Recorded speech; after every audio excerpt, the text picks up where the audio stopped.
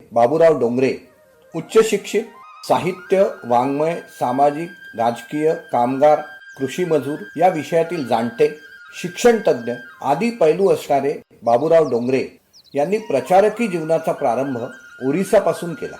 प्रसंगी उपाशी राहून व पुरीच्या मंदिरातील प्रसादावर गुजारा करून ओरिसात अनेक संघशाखा सुरू करून त्यांनी संघ कार्याचा पाया रोवला. नंतर विदर्भात अमरावती जिल्हा प्रचारक म्हणून त्यांना दायित्व देण्यात आलं. दादा हावरे, दादासाहेब खेडकर, हरिभाऊ इटकीकर, बाबूराव गणोरकर इत्यादी कार्यकर्त्यांची टीम त्यांनी उभी केली. मेळघाटच्या आदिवासी भागात दादा हावरेंच्या मदतीनं चंचू प्रवेश मिळवला.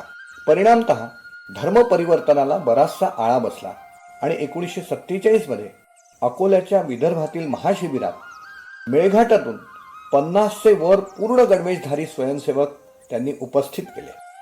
या महाशिबिरातील एकूण उपस्थिती 12,000 इतकी होती. नंतर त्यांना बुलढाणा जिल्ह्याची जबाबदारी दिली गेली. त्यांनी लाला भगवानदास गुप्ता, मलकापूरचे संचेती, नांदुऱ्याचे नाफडे, डागा यांच्या सहकार्यानं पूर्ण ग्रामीण भाग पिंजून काढला आणि संघशाखांचं दाट जाळं विणलं. नंतर काही काळ त्यांनी जनसंघाचं काम देखील केलं. पुढे अखेरपर्यंत भारतीय मजदूर संघाच्या विविध जबाबदाऱ्या त्यांनी सांभाळल्या. विशेष म्हणजे समाजातील शोषित, उपेक्षित अशा असंघटित शेतमजुरांकडे आणि वनवासी लोकांकडे त्यांचं लक्ष गेलं. प्रसिद्धीच्या झोतापासून दूर राहून त्यांनी अखिल भारतीय कृषी आणि ग्रामीण मजदूर संघाची स्थापना करून ते त्याचे महामंत्री झाले. जेथे जायला रस्ते नाहीत, वीज नाही, लोकांना राहायला पक्कं घर नाही, चिकित्सा सुविधा नाहीत, अशा दुर्गम जंगलात आणि गिरीकंदरात राहणाऱ्या आदिवासी क्षेत्रात पायी फिरून वर्षानुवर्ष राबणं आणि संघटन उभं करणं हे फक्त ध्येयवादी बाबूरावच करू जाणे. विशेषतः बुलढाणा जिल्ह्यातील जळगाव, जामोद आणि संग्रामपूर तालुक्यात वनवासी लोकांना त्यांची शेती आणि घरे यांचे पट्टे मिळवण्यासाठी त्यांनी अत्यंत जिद्दीनं एप्रिल 1984 ते सप्टेंबर 1986 पर्यंत संघर्ष केला. शासकीय कायद्याचा आधार आणि जुन्या रेकॉर्डची नोंद पाहून आणि त्याचं संशोधन करून वनवासी बांधवांना स्वतः कसलेली शेती आणि घरांचे मालकी हक्क मिळवून देण्याचा भारतातील हा पहिला प्रयास होता. जंगल ठेकेदार, महसूल अधिकारी, फॉरेस्ट रेंजर्स, राजकीय नेते, तस्कर या सगळ्यांच्या विरोधाला न जुमानता बाबूरावांनी हा विजय मिळवला. या कार्यक्रमात तत्कालीन जिल्हाधिकारी यांचे हस्ते आदिवासींना शेतीच्या मालकीचे पट्टे वितरित करण्यात आले.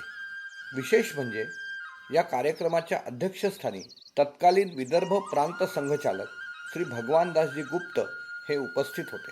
आदिवासींच्या या अनेक दिवस चाललेल्या संघर्षात बाबूरावजी डोंगरे यांना श्री घनश्याम गांधी आणि श्री विश्वंभर वाघमारे यांनी देखील मोलाची साथ दिली.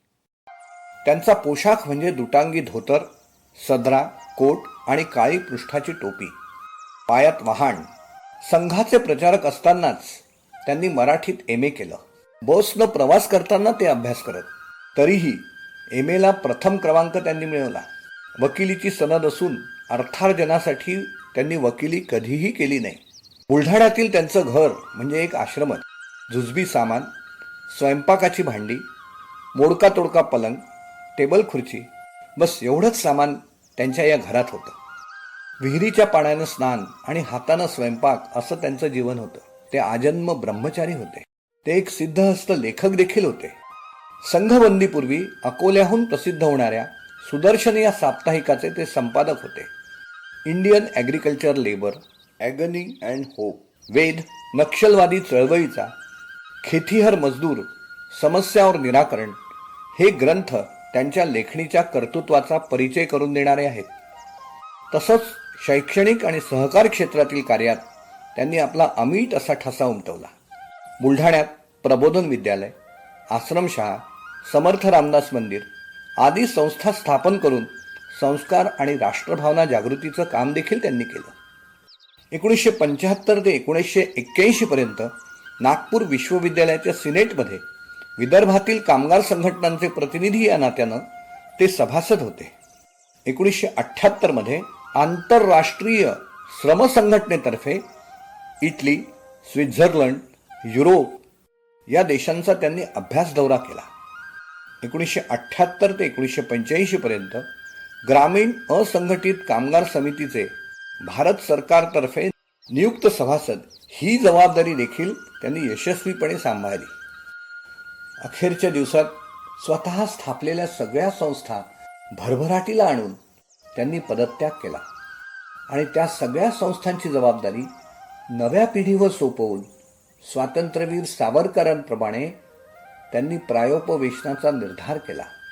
पण दत्तोपंतांनी म्हणजे दत्तोपंत ठेंगडींनी त्यांना विनंती केली, बाबूरावजी, तुमचं शरीर हे राष्ट्राची संपत्ती आहे, तुमचं नाही.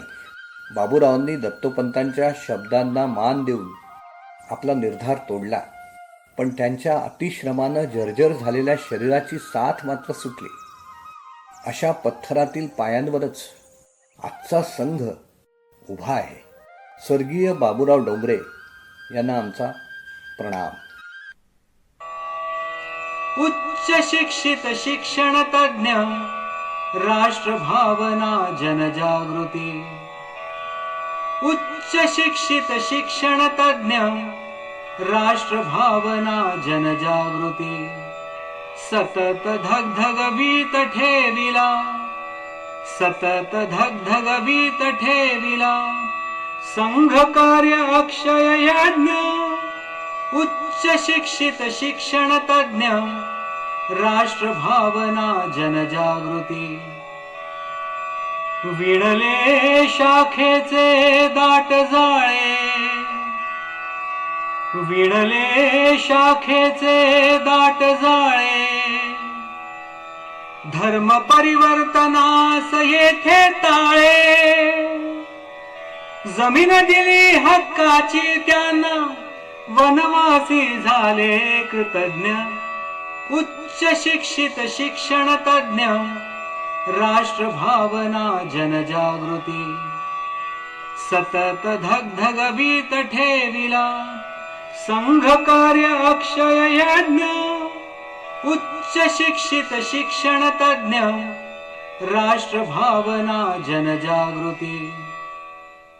ओम शांती शांती शांती. हा लेख आणि सादरीकरण आपल्याला आवडलं असेल तर लाईक, शेअर, सबस्क्राईब आणि कॉमेंट बॉक्स या चारही आयुधांचा वापर करून आपल्या पसंतीची मोहर माझ्यापर्यंत आपण पोचवावी ही सादर सप्रेम विनंती करतो. आणि हो, जर आपण बेल आयकॉन दाबलं तर माझ्या चॅनेलवरील समस्त व्हिडिओंचं नोटिफिकेशन आपणापर्यंत सहजगत्या पोचेल याची आपण नोंद घ्यावी. हा व्हिडिओ शेवटपर्यंत ऐकल्याबद्दल मनोमन आभार.